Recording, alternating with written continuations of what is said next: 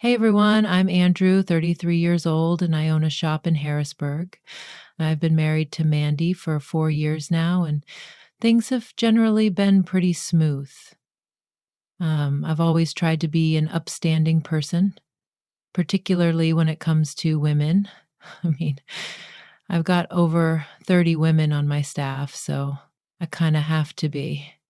Mandy and I have had a good thing going. At least I thought we did. I've always encouraged her pursuits and tried to be supportive. But lately, it's like she's a completely different person. She's grown cold and distant, constantly grumbling about household chores, even though she's home all day. We don't even have kids yet, and don't get me wrong, I do my part. I handle the heavy lifting, take care of my own laundry, and clean up after myself. It's not like I'm some lazy guy expecting her to wait on me hand and foot. The strange thing is, this all started after she got involved with this nonprofit for abandoned women. You'd assume something like that would make her more empathetic, right? Instead, it's as if she's done a total 180. I'm trying to figure out what's changed. Did I screw up somehow? Is this just a phase? We used to be on the same team, but now it feels like we're on opposing sides, and I didn't even realize we were in a competition. I've been racking my brain trying to pinpoint when things shifted. Was it something that happened gradually and I just didn't see it? Or did her involvement with this nonprofit totally reshape her perspective overnight? It's been tough. I've caught myself tiptoeing around, afraid of triggering an argument. That's not what marriage should be like, right? We're supposed to communicate and work things out, but every time I try to bring it up, she either clams up or accuses me of not getting it. Not understanding what? That's exactly what I'm trying to figure out here. I'm not ready to give up or anything. I love Mandy, but something has to change. I just hope we can get back to being the couple we used to be. Right now, it feels like I'm living with someone who looks like my wife but acts like a total stranger. Hey there, I'm Mandy, Andrew's partner, though I can't stand referring to myself as his wife. Where do I even begin? Lately, life has been a whirlwind, especially since I started volunteering at Women's Voice, this incredible nonprofit supporting abandoned women. The work we do there is life changing. We organize support groups, run workshops to help women become financially independent, and even manage a shelter for women escaping abusive relationships. Watching these women regain their strength and rebuild their lives has been nothing short of amazing. I finally feel like I'm making a real difference. But here's the thing, getting involved in this work has completely opened my eyes. The more I learn about the challenges women face, the more I see how deeply flawed our society is. There's this invisible but suffocating system of patriarchy holding us back at every turn. Take housework, for instance. Why is it still assumed that women should handle most of it? It's the 21st century, but somehow we're still expected to be these ideal little housewives who cook, clean, and make everything perfect while the men sit around doing nothing. And the wage gap? Don't even get me started. Women still earn less than men for the same work. How is that even still happening? It feels like society is punishing us just for being women. And then there's how society polices our behavior and appearance. Don't wear that. Don't act like this. Smile more, but don't be too assertive or you'll intimidate the men. It's exhausting trying to meet these impossible expectations. I've reached the point where I just want to reject all of it. What really gets to me is how men act like they deserve a medal for treating women decently. Like, wow, thanks for not being a complete jerk. Should I throw you a party for that? Respect isn't some grand gesture, it's the bare minimum. And marriage? Don't even get me started. It's like society's way of trapping women into sacrificing their dreams, their independence, and their identities just to play the role of somebody's wife. For what? So we can spend our days cleaning, cooking, and raising kids, while our husbands enjoy careers, hobbies, and lives outside the home? I used to think my marriage was great. Andrew's not a bad guy. He helps out here and there and says he supports me. But now I see it for what it is, the absolute minimum. Doing your own laundry isn't support, it's just being a capable adult. As I continue to gain more understanding, I find myself growing increasingly frustrated.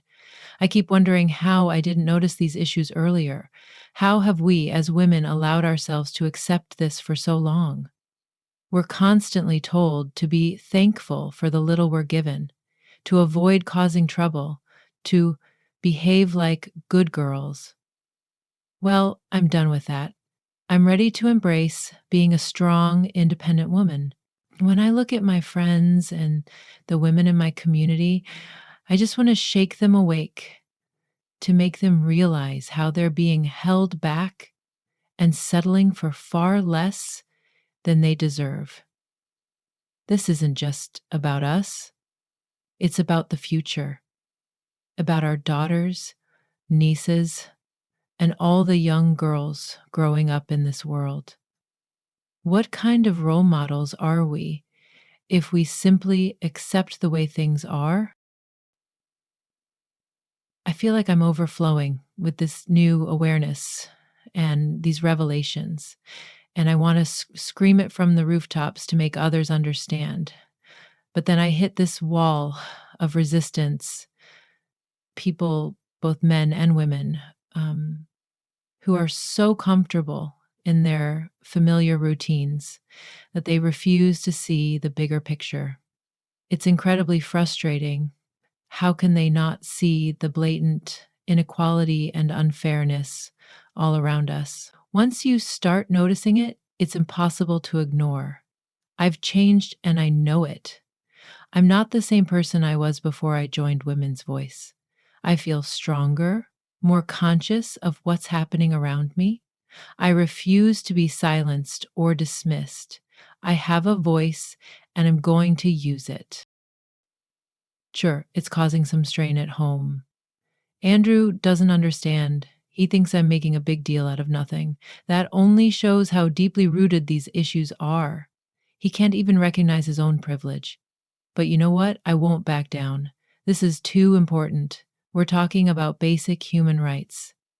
If he can't grasp that, or if he can't support me in this, then that says a lot about where our relationship stands. I am on a mission now to educate, to empower, and to fight for true equality. It's not going to be easy, but nothing worthwhile ever is. I'm confident I'm on the right side of history.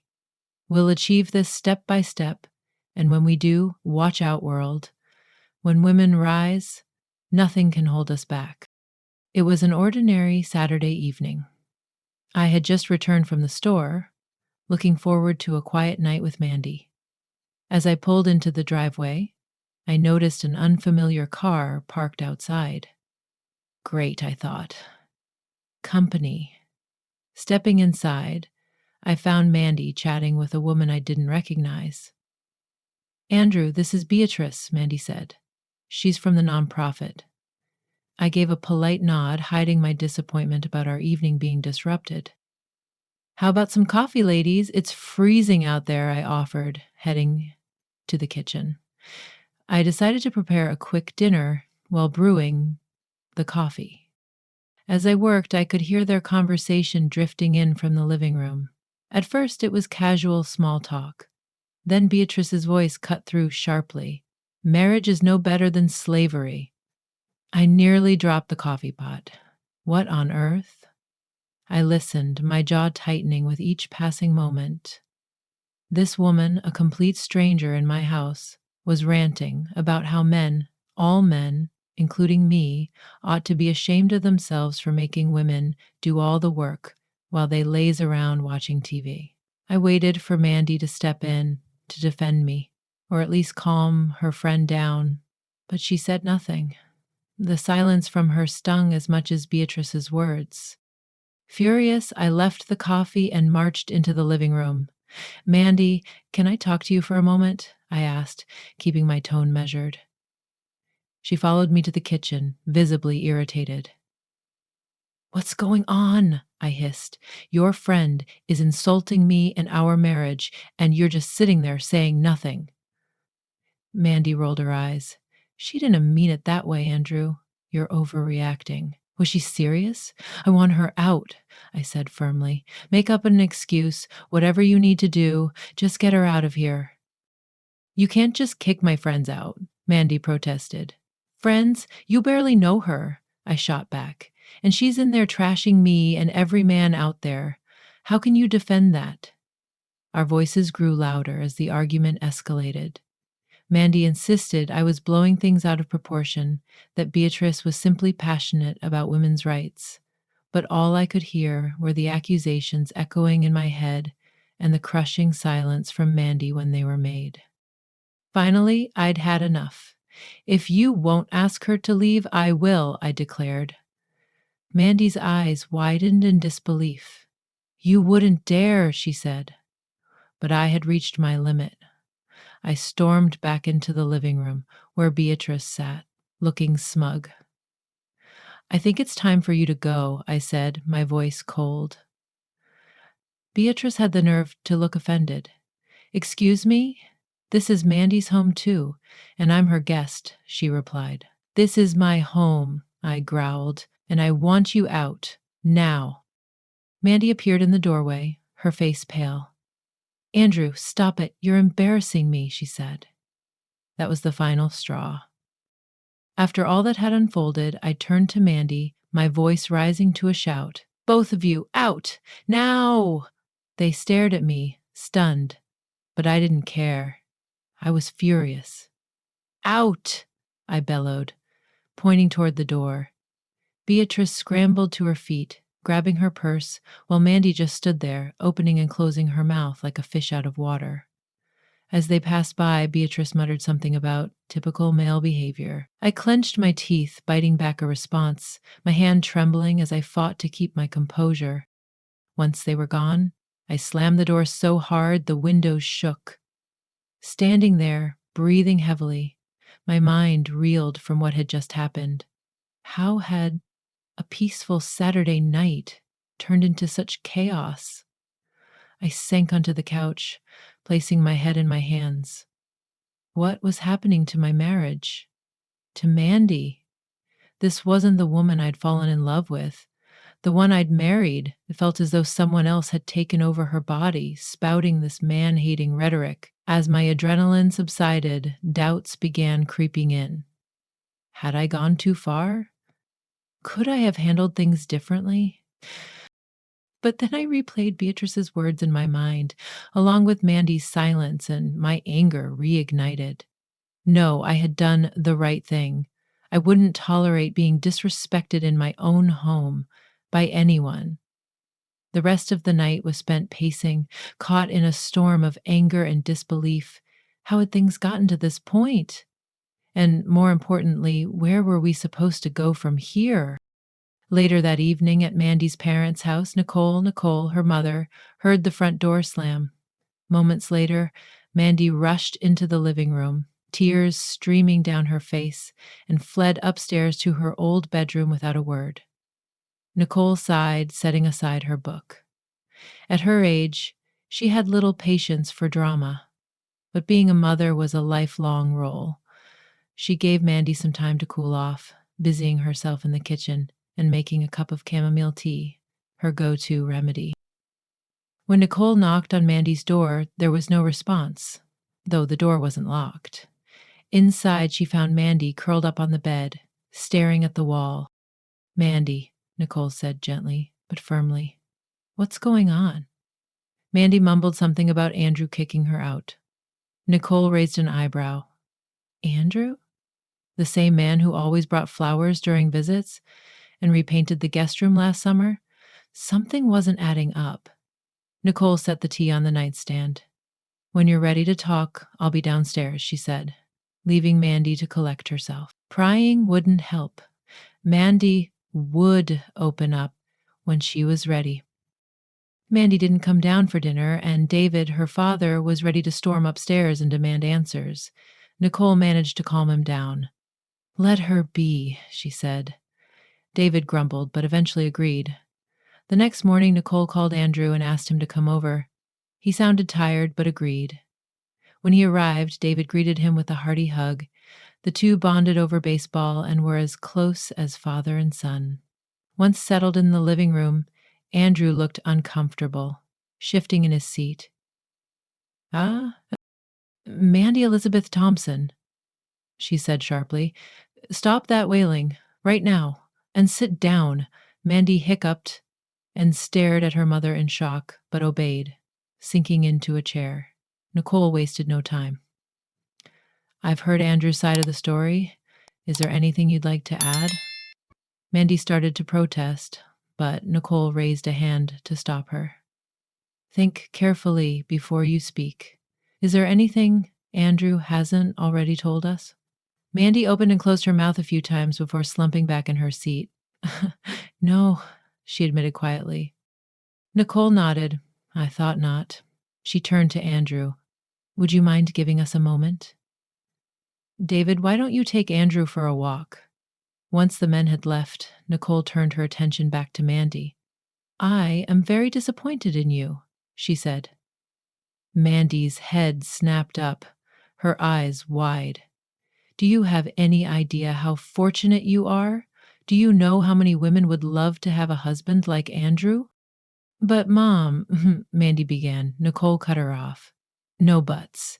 You allowed a guest to insult your husband in your own home. Worse, you said nothing to defend him while she belittled not only Andrew, but all men, including your father.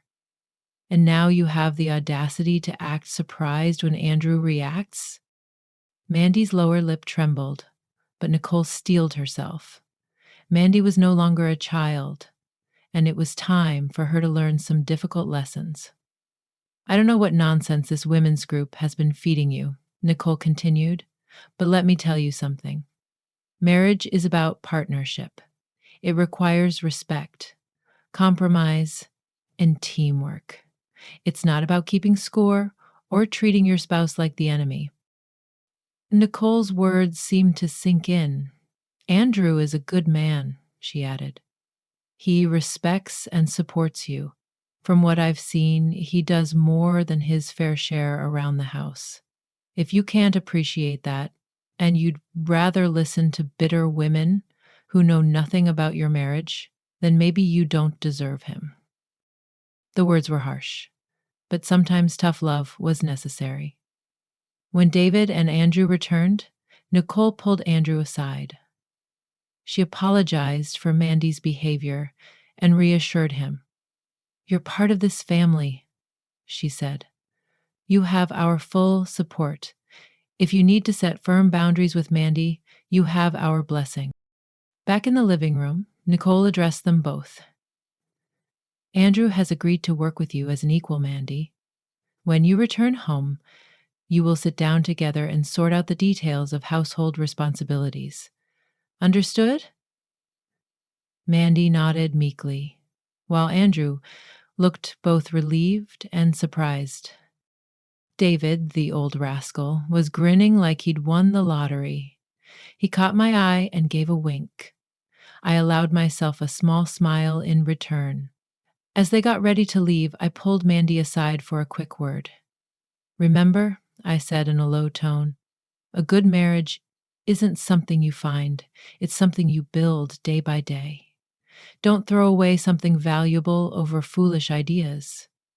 She nodded, looking pensive. Watching them drive off, I hoped my advice had sunk in, but only time would tell. What a day.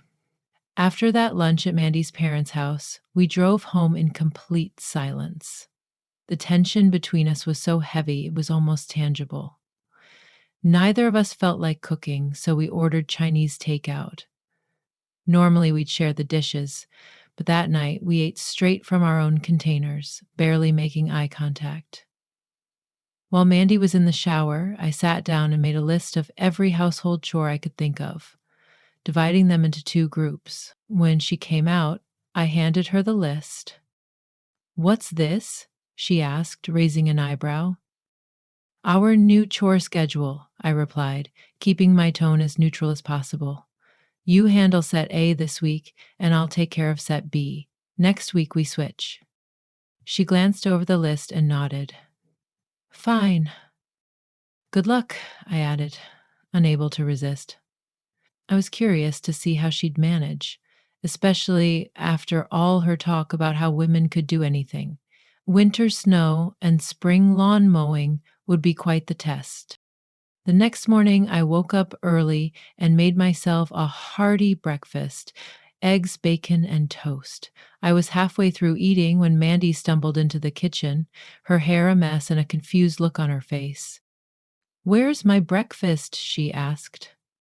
I shrugged, taking a bite of bacon. "You can make your own," I said, after swallowing. "Wouldn't want you to feel like I'm imposing my preferences on you or anything."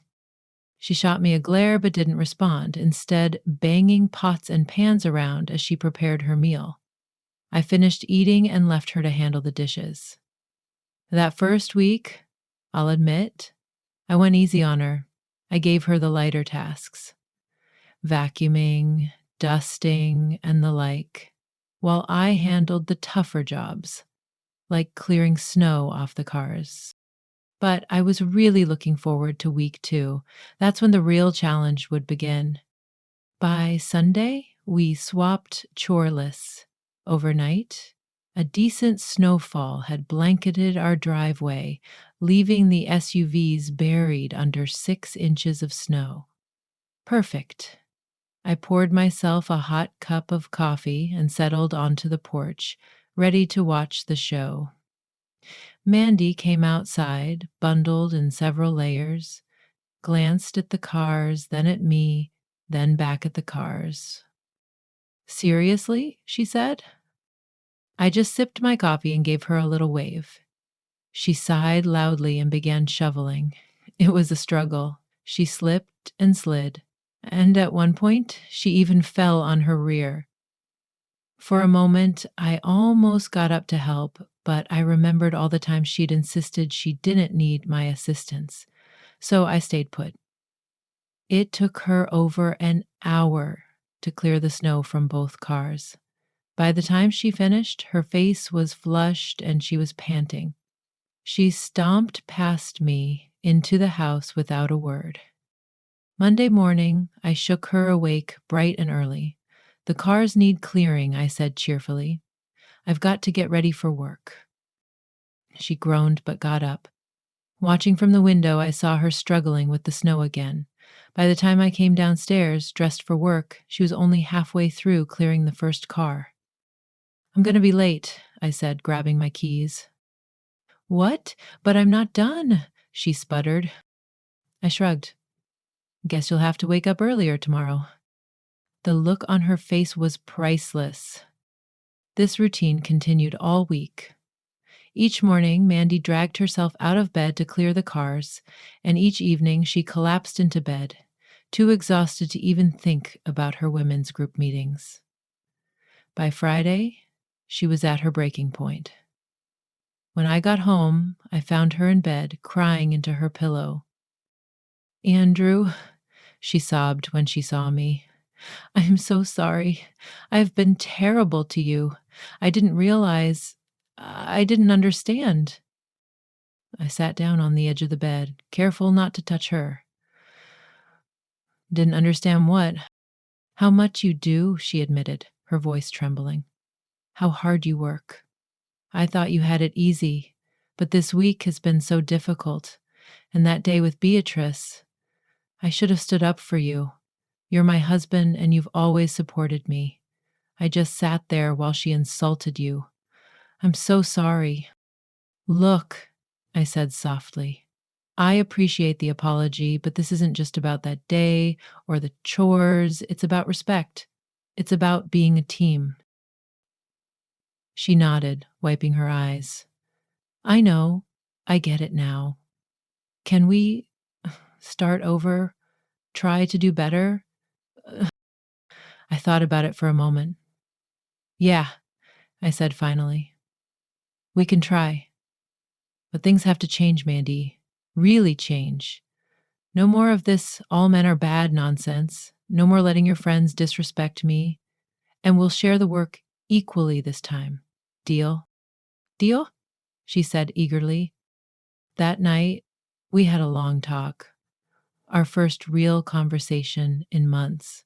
We discussed our expectations, frustrations, and hopes for our marriage. It wasn't easy, and there were a few heated moments. But by the end, I felt like we'd made real progress. The next morning, we worked together to clear the cars. It took half the time, and honestly, it was kind of nice, almost peaceful. As we headed back inside for coffee, Mandy stopped me. Andrew, she said, thank you for teaching me this lesson. I needed it. I smiled and kissed her on the forehead. Anytime, babe. Anytime. Looking back, I've learned a lot from this experience. Being the nice guy all the time doesn't always work. Sometimes you have to stand firm and call out the nonsense. A good marriage isn't about avoiding conflict, it's about honesty, even when it's hard. Respect is a two-way street, and standing up for yourself isn't being a jerk. It's about valuing yourself. Mandy and I are in a better place now. We communicate more, share responsibilities, and respect each other's boundaries. It wasn't an easy road, but it was worth it. Remember, stand tall, speak your truth, and don't let anyone, not even those you love, disrespect you. That's the key to a happy life and a strong relationship.